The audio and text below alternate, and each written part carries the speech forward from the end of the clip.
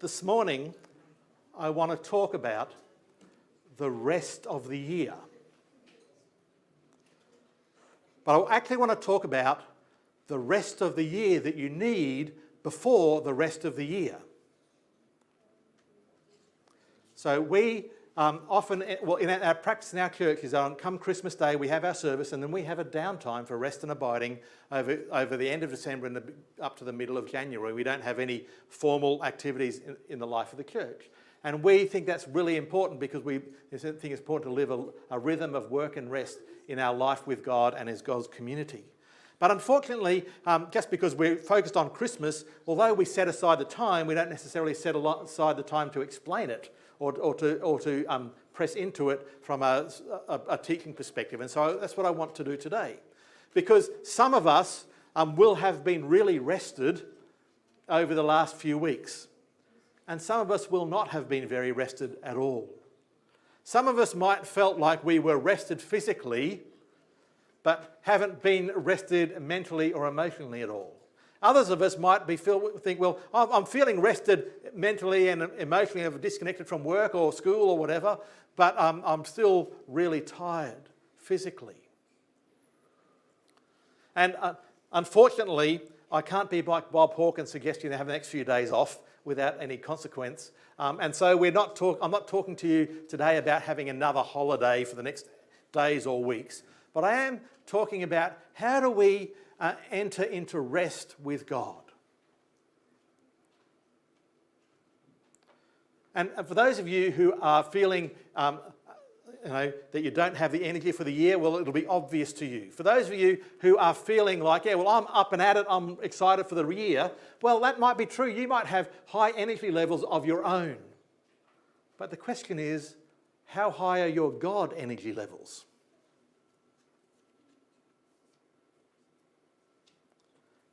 And particularly as we come into a new year, some of us still have what feels like a bit of a COVID hangover.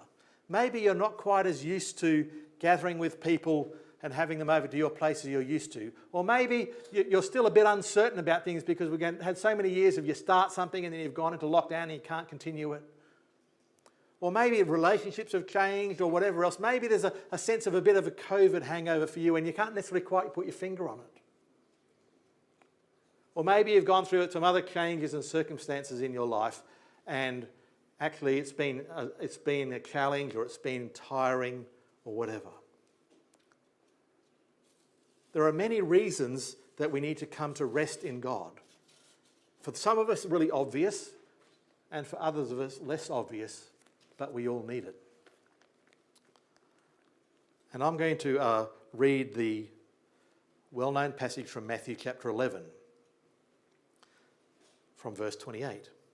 Come to me, all you who are weary and burdened, and I will give you rest. Take my yoke upon you and learn from me, for I am gentle and humble in heart, and you will find rest for your souls.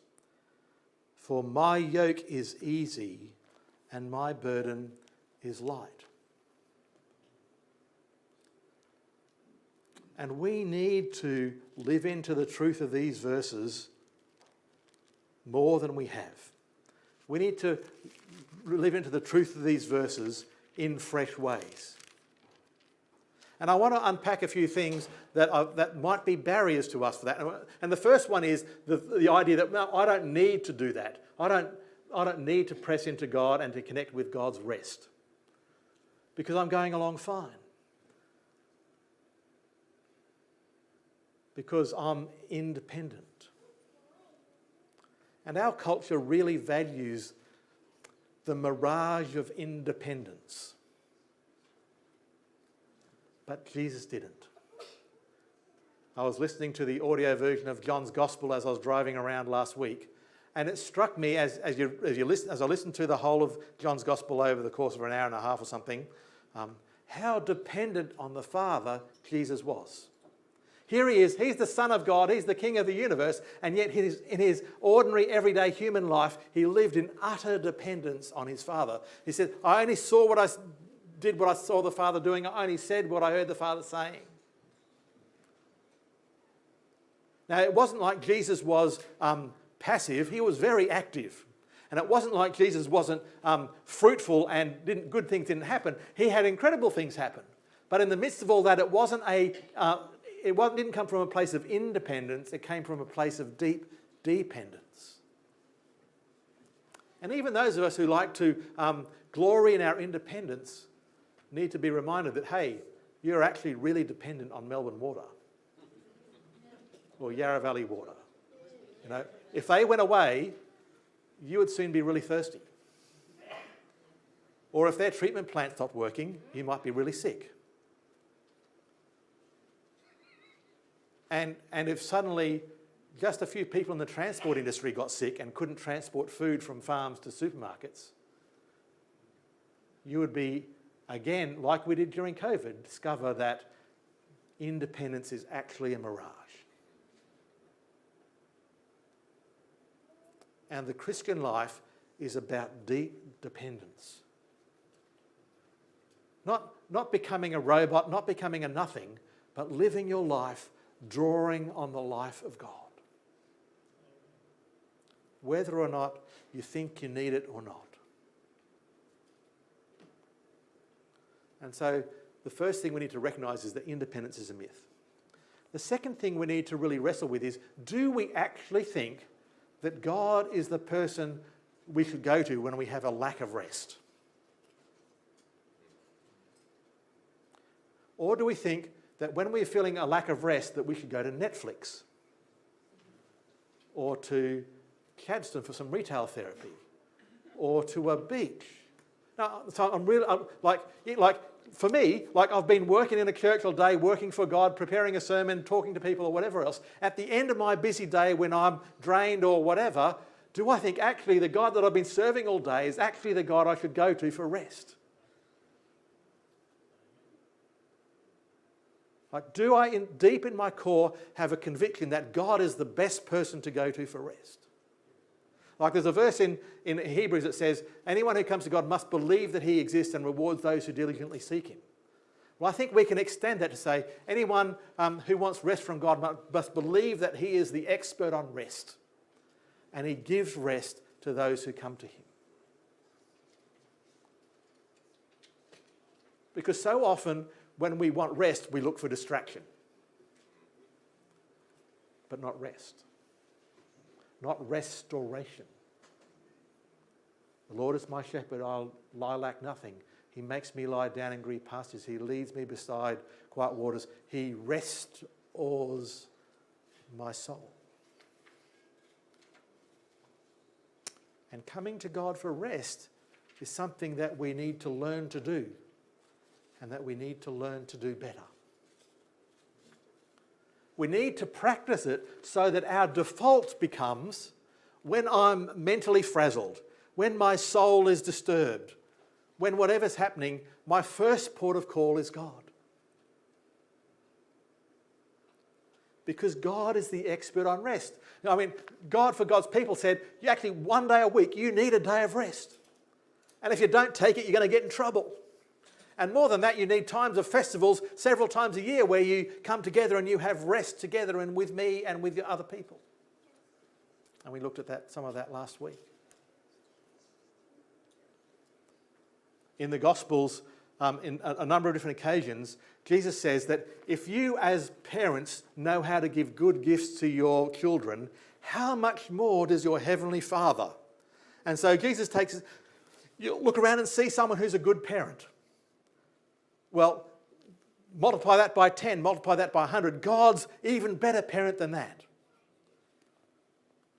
And now that I'm a grandparent, some of the lessons of parenting start to come back to my memory. But what are parents good at with toddlers? They're good at identifying when they need rest. Right? And they're good at helping them to rest. Now, if parents can do that, then surely for their children, surely God can do that for us. God knows when you need rest more than you do. And if you think you need rest, then God surely knows you need rest. It's not a surprise to God. Sometimes we think when we come to God, well, God, it's all business. I've got to come, I've got to be praying for this person or that person or asking God what to do or whatever else. And many times God might just say, hey, hang on a tick. Let's just stop. Let's just rest. I'm the source of the rest that you are seeking. Now, you don't need to worry about that whether you'll become an entirely passive follower of Jesus, because God will then prompt you to do stuff. I was fortunate enough, and for those of you who are playing Dallas Willard Bingo, here it is. So my Dallas Willard reference for today. I was fortunate enough to go on a 2-week live-in retreat with Dallas Willard 14 years ago. And the first thing he told us to do was to get 10 hours sleep. And that was about living into rest, living into God's rest. And so we come back to this passage. And I find this passage is fascinating. It's found in chapter 11, just after a time where Jesus has been recognising that a bunch of people have not been responding to his ministry.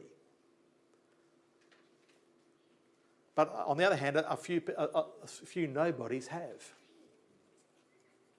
The sort of thing that would wear people out or get people down or weigh them down or discourage them. But then Jesus says, "Come to me, all you who are weary and burdened, I will give you rest. Take my yoke upon you and learn from me, for I am gentle and humble in heart, and you will find rest for your souls.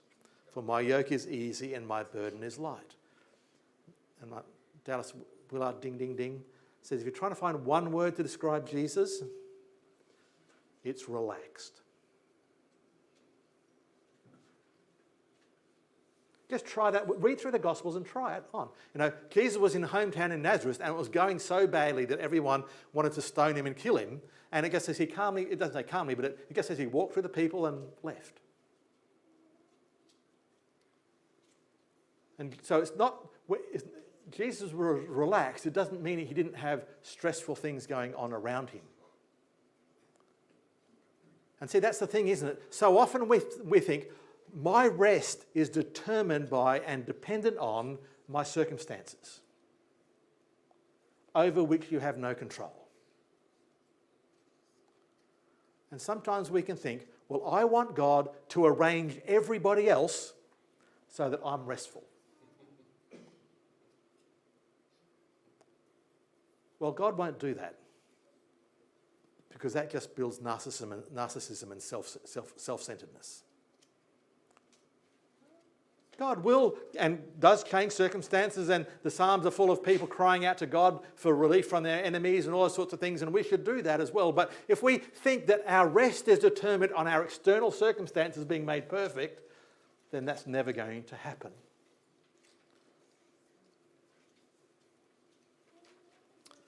What we need to do is become better at coming to me when we are weary and burdened, and receiving from God his rest and restoration.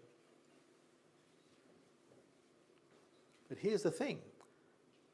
Jesus says, "Come to me and I will give you rest. Here, take this pill." Now, I'm not saying that taking medication is bad. In fact, if you and your doctors prescribe it, I encourage you to take it in the doses they prescribe. But building on the thing about the idea of rest being, we just want our external circumstances to change, sometimes we also just want a magic pill that gives us rest without any internal change happening for us. You see, Jesus says, "Come to me," and not for a pill, but for a person. Not for a chemist, but for Christ. Now, pills and chemists are really important. Please hear me, I'm not having a go with that. But if we're going to live into the rest of God, in addition to those things, Jesus says, when you're weary and burdened, take my yoke on you and learn from me. Now, most of us aren't farmers. We don't know what yokes are. We think it's something in the middle of an egg rather than something that goes over the back of a bullock. But maybe just think of it this way. Come to me and let me put my arm around your shoulder and walk with me. That's what parents do and grandparents do when they've got a child that's unsure or whatever. Come with me and walk with me, hang out with me for a while.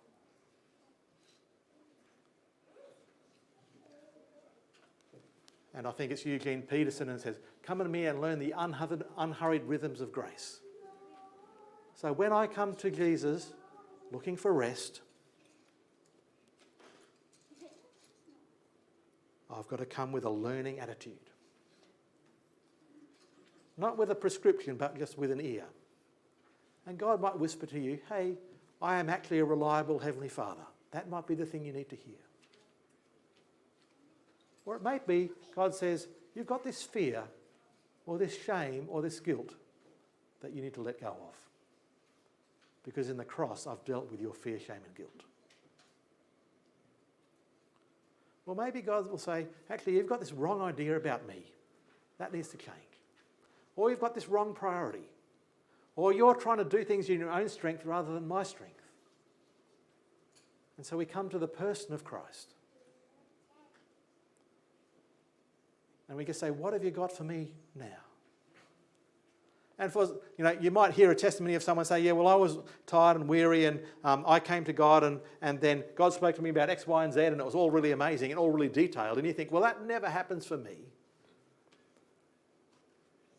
But that's not the point. You're not ever comparing what happens to you to what happens to someone else. Trust God to give you what you need for now. A couple of weeks ago, I'd had a pretty intense day doing stuff and I'm a bit of a night owl, so 11 o'clock at night isn't late for me. But I was feeling in need of rest, both physically and spiritually. And so I did this, saying, okay, God, you are the expert on rest. Lying on the couch in the lounge room, I said, God, you are the expert on rest. I'm just coming to you. And I just explained who I am and how I'm going, and I just need your rest, God. And I don't know how it happened, but I ended up just listening to a song over and over again, and it really sunk deep into my soul. And that was the spiritual rest that God gave me. And then, surprisingly, my spiritual tiredness was lifted, but my physical tiredness was also lifted somewhat too. So in that case for me it was just simply a song, but it might be a scripture, it might be whatever. So how can you come to God? Well, we've learned and we've reminded ourselves that creation is a temple where God is present. And so one of the ways that we come to God and rest is to just spend time in creation. Sitting in the garden, looking at a tree, looking at a little bird, whatever, patting the cat, walking the dog. Or maybe it's being with a close friend and you recognise that actually there's the life of God's in them, and when I'm with them, I'm actually somehow connected to the life of God. Or maybe it's just the pausing and closing your eyes and breathing in and breathing out and remembering that God is closer to you than you're breathing. And the breath of God brings strength to you.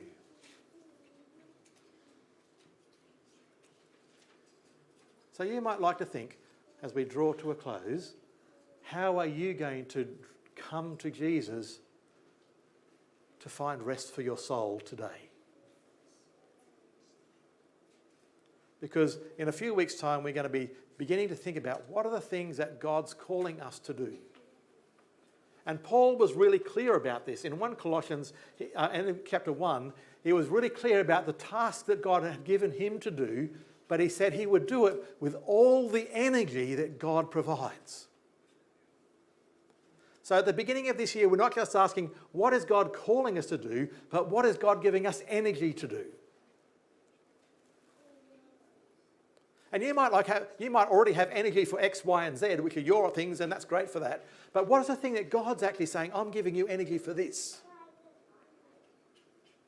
And so we want to have the rest of the year before the rest of the year. We want to draw near to God and say, God, give me your rest, give me your strength, so I can hear what you're calling me to and receive from you the energy to do it. And in the lead up to the Pentecost, Jesus said, wait in Jerusalem until you will receive power so that you can be my witnesses. So drawing near to God for rest is a chance for us to then hear from God what he's calling us to do and receive from him the energy to do it.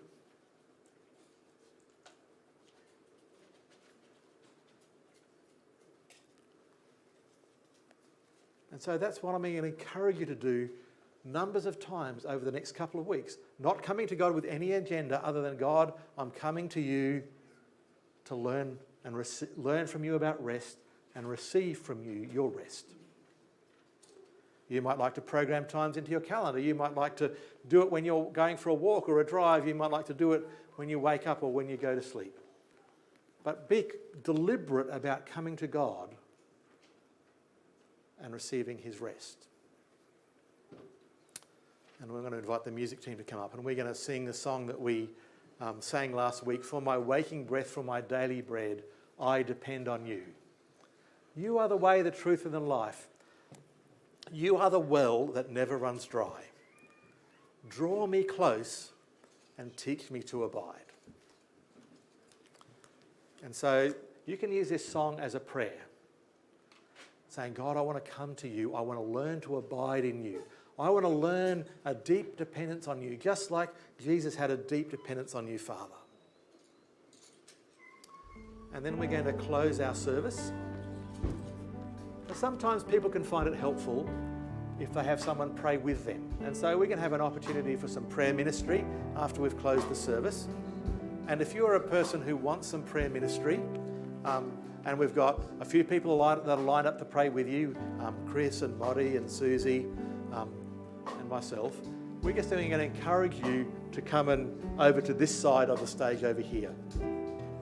And we're just going to pray. You might find it really helpful. Some people find it really helpful just to have someone else pray with you into this whole thing about drawing near to God. But we're going to, after we've sung this song, we're just going to have a recording of this song that's playing over and over at the end of the service. And you might just like to sit there for a while and let the song wash over you. Which means that when we've finished our service, if you just don't want to have prayer ministry, you don't want to sit here, I just encourage you to quietly leave and go into the foyer. We've got morning tea there, great chance to catch up. But if you just want to sit and stay and rest in God for a while, you'll have a chance to do that. So let's stand together and sing.